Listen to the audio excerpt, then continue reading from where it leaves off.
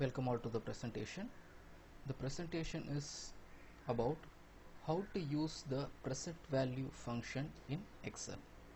For this I have an example. I'll just read out the example. There is a logistics company. They are actually interested to lease a truck for rupees 10,000 a year, and they are going to pay that rupees 10,000 at the end of every year. So it is going to happen for 6 years. And another option is they can go and buy a truck. The value of the truck would be rupees 50,000, but at the end of 6 years the truck will be worthless, so which means there is no resale value for the truck. So two options, one option is going for leasing and another option is buying, that is purchasing.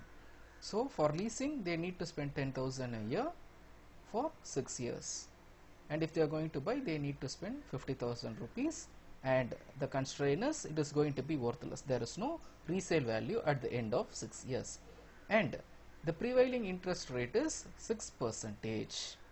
So now the idea is, what is going to be the present value of the lease payments?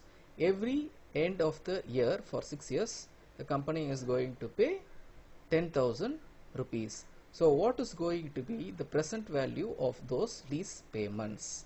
And also we are just going to compare whether this present value of lease payments is better or buying the truck for rupees 50,000 rupees is going to be better.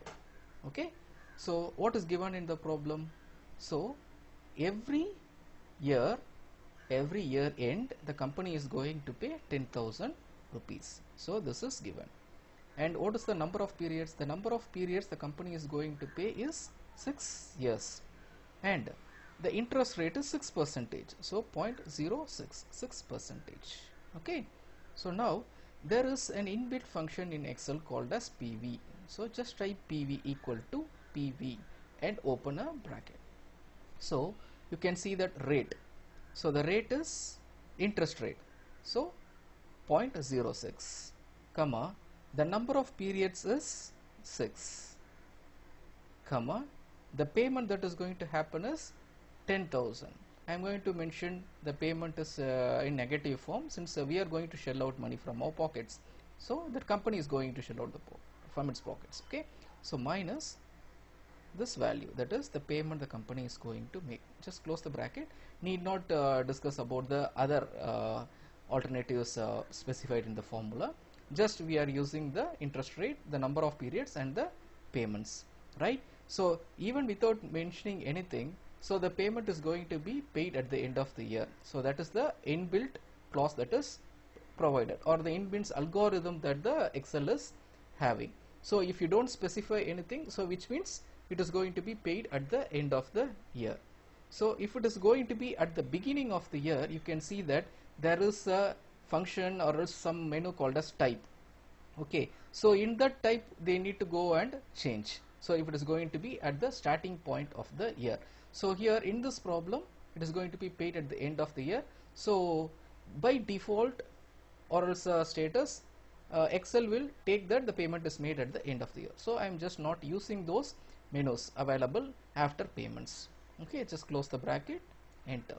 So the present value of the lease payments, right? We may say that 60,000 rupees is paid, so 10,000 into 6, so we have paid 60,000 rupees during those 6 years, but the present value is only 49,173 rupees 24 paise, because this is DCF methods, so that is discounted cash flow methods, so it considers time value of money.